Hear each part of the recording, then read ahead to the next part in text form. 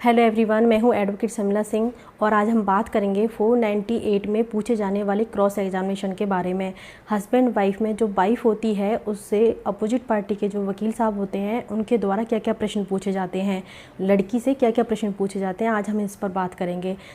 और ये cross examination जो है ये ट्रायल के दौरान किया जाता है और ये जानकारी हस्बैंड वाइफ दोनों के लिए ज़रूरी हो सकती है।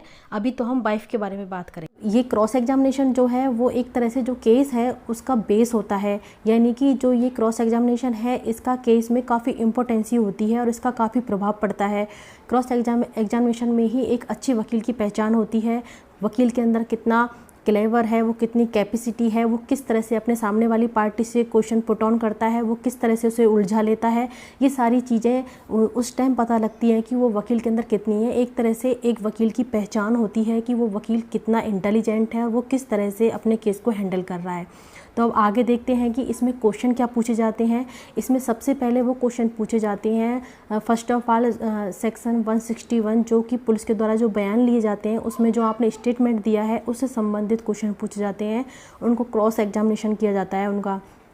उसके बाद में फिर इसमें जो चार्जशीट पेश करते हैं पुलिस वाले उसमें जो स्टेटमेंट था उसके बारे में क्रॉस एग्जामिनेशन किए जाते हैं। इस तरह से उसमें जो आपने क्वेश्चन दिए हैं, जो आपने बताया है, उनके बारे में ही क्वेश्चन पूछे जाते हैं और उनको क्रॉस किया जाता है।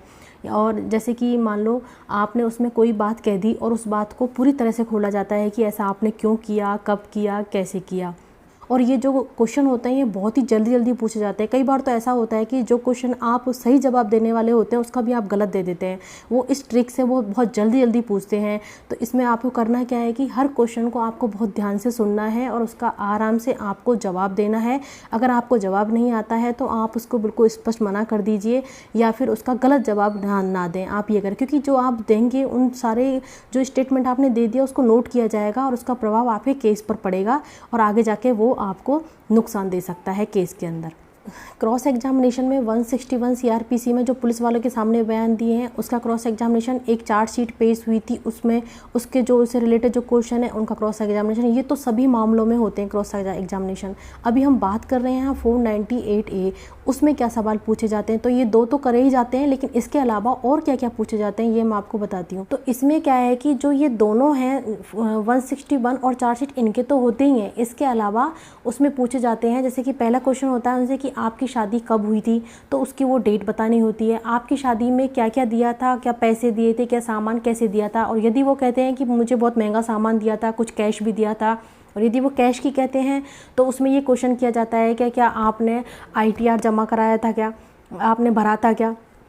ये सारे क्वेश्चन उसमें पूछे जाते हैं। और ये क्वेश्चन क्या है कि यदि आप कोई भी गलत स्टेटमेंट दे देते तो ये क्वेश्चन फंसा देते हैं। फिर उनका नेक्स्ट क्वेश्चन होता है तो आपके साथ में 498 का आपने मामला दर्ज कराया है, केस दर्ज कराया है, तो आपके साथ में तो फिर मार पिटाई भी हुई होगी। तो वो बोल देते हैं कि नहीं हुई थी या फिर वो बोल देते हुई थी। तो हुई थी तो फिर आपने मतलब कि शोर भी किया होगा, आपको कोई लोग बचाने भी आए होंगे। और उधर से जवाब दे देते हैं कि नहीं मुझे कोई बचाने नहीं आया। तो क्यों नहीं आए, और यदि आए थे तो उसको बयान में भी ले सकते हैं और कौन आया था ये पूछ सकते हैं। उसके बाद मुझसे क्वेश्चन पूछते हैं कि यदि आपकी मार पिटाई हुई थी तो आप पे कहीं चोट भी आई होंगी, आपने अपना ट्रीटमेंट भी कराया होगा। और यदि वो बोल देते हैं कि ट्रीटमेंट नहीं कराया था तो फिर क्यों नहीं कराया था आपने ट्रीटमेंट। और यदि कई ऐसे बोल देते हैं कि ट्रीटमेंट हमने 2 दिन बाद 3 दिन बाद कराया था और या फिर कराया था, तो फिर उसकी मतलब स्लिप, रिसिप्ट, मेडिकल स्लिप जो भी है कोई भी उसको फाइल में लगाना होगा आपको। तो इसलिए आप उसको ऐसा करें कि पहले ही फाइल में लगा दें। तो ये सारे क्वेश्चन उससे पूछे जाते हैं। फिर नेक्स्ट क्वेश्चन पूछते हैं कि आप, क्योंकि जो 498A का जो भी कोई मामला दर्ज कराता है उसमें केस में उसमें वो ज्वेलरी से संबंधित सामान और मारपीट ये सब चीज़ आती हैं। तो उसमें ज्वेलरी का और स्त्री धन से भी संबंधित एक होता है। तो उसमें वो कहते हैं कि यदि आपकी ज्वेलरी और स्त्री धन आपने जैसे लिखवाए हैं तो उनका बिल तो होगा, जहाँ से आपने खरीदे होंगे तो उनका बिल होगा, उनका बिल कहाँ है। यदि आपसे मेरा कहना है यदि बिल है तो उसको आपको फाइल में लगा देना है। ये सब भी क्रॉस एग्जामिनेशन में पूछे जाते हैं। फिर क्या है कि FIR में जो भी आपने लिखाया था, डेट, टाइम, जो भी था वो आपने लिखा है तो उससे संबंधित क्वेश्चन पूछे जाते हैं। और यदि आपने गलत लिखा है तो वो आप भूल चुके होंगे, गलत जवाब आप देंगे ही। और यदि सही है तो फिर तो सही दे ही देंगे, लेकिन यदि गलत है तो आपको वो आप सही टाइम डेट बता नहीं पाएंगे।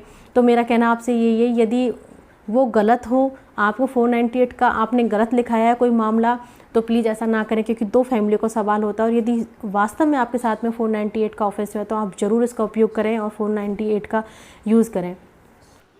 तो ये थे पत्नी से पूछे जाने वाले प्रश्न, और उम्मीद करती हूँ कि आपको मेरी वीडियो काफ़ी हेल्पफुल रही होगी। और यदि आपका कोई सवाल हो तो आप कमेंट बॉक्स में लिख के पूछ सकते हैं। और यदि वीडियो आपको पसंद आई हो तो चैनल को सब्सक्राइब कीजिए, वीडियो को लाइक एंड शेयर कीजिए। Thank you so much.